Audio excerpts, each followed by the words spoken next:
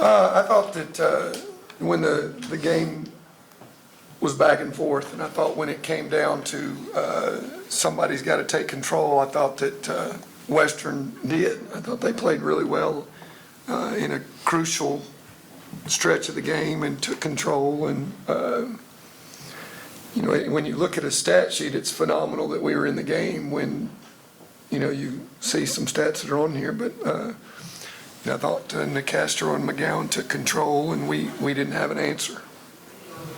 Coach, so many lead changes in that game, and it seemed like every time you guys found a way to get back, and then late in that fourth quarter, it seemed like after the technical foul, that's when it seemed like things started to go a little bit south. So, do you think that technical foul was sort of the momentum changer in that game? No, sorry, Kyle. The momentum changer in the game was when we had to go to immediate timeout in the third quarter because we have a clock keeper that doesn't know how to hit a button. You don't take immediate timeout in a tournament with 17 seconds to go in the third quarter. That was a killer. And the whole game changed from that point. They needed it to stop our momentum. We did not need it. But that's about as bad a scores table handling of a game in a tournament that I think I've ever seen. Now, is that the reason that we lost? No. You said what I thought the biggest turning point was, and that's what I thought the biggest turning point was. I thought the nail in the coffin was probably the technical foul or the flagrant foul or whatever it was. But even with that, we didn't deserve to win. So we have somebody on a clock that has a bad day, and they're not very good. Fine, not a problem. I've coached many days where I wasn't very good, and I've had bad days. You figure out a way to handle that, and we did not, and so we don't deserve to win. So am I mad at the third quarter media timeout with 17 seconds? No, not really. You're going to make mistakes. You don't like to see those mistakes in a tournament, but the way we handled that was kind of shows you our character and our toughness. So I hope that was okay, Kyle. Coach Morgan had a bunch of high-impact plays and then found trouble with, and she had to get that fourth. It kind of stymied you guys a little bit. One, how do you think she played? And then two, do you feel like that was a big point? Well, she can tell you, and maybe will tell you, that's how Morgan could have played all year for us. And we haven't seen that all year from this kid, have we? No. Hadn't seen it all year. She pulls it out in the tournament at the biggest time that we need it and whatever. What is so interesting about her is that if you noticed after she was on a roll and she's dishing to people for threes and she's scoring and getting them fouled for, did you notice in the fourth quarter that we didn't throw her the ball? Did you notice?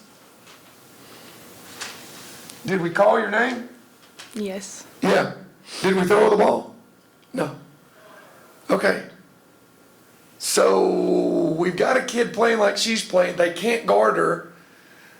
Hey, I have an idea. Let's don't throw it to her, even when we call her name.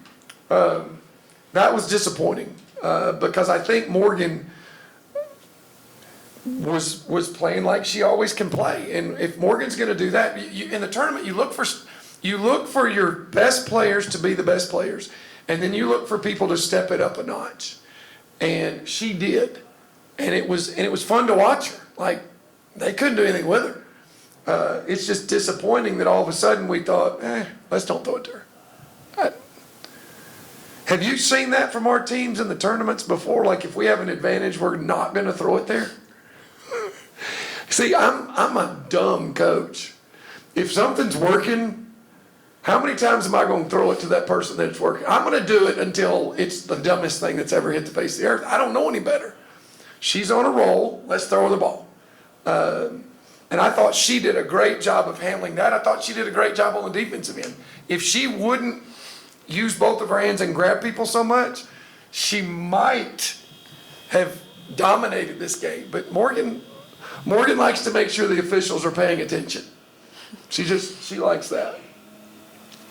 Morgan, you did it on the road a couple times this year, but it seemed like when you're taking charges and you're getting involved in the ball, you're probably in on 4 or 5 jump balls.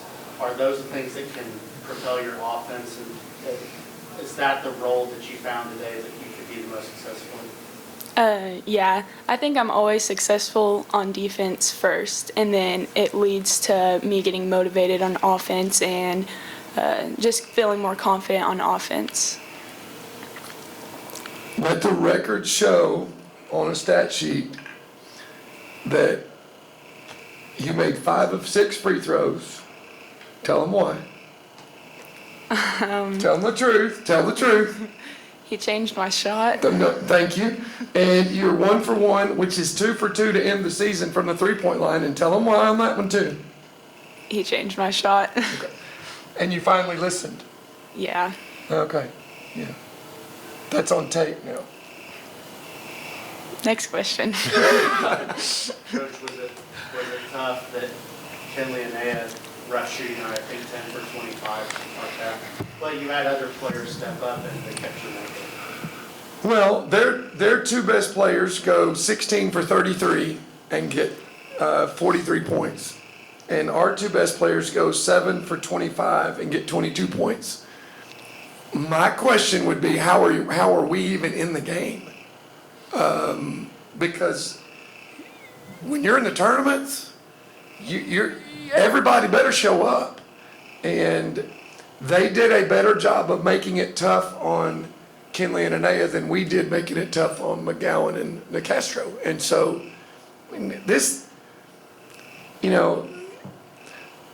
whole thing, we all make it way more complicated than it is. It's pretty simple. Your players, your 5 that are on that floor, have to be better than their other team's 5. You don't have to have one. Your 1 doesn't have to be better than their 1. Your 5 have to be better than those 5. And there's times when people are going to have to step up and carry you. It's just going to happen. And when that happens, you have a chance to win. And when it doesn't happen, you're not going to win unless the other team's just worse than you are. And that doesn't happen in the tournaments because you eliminate those teams. I'm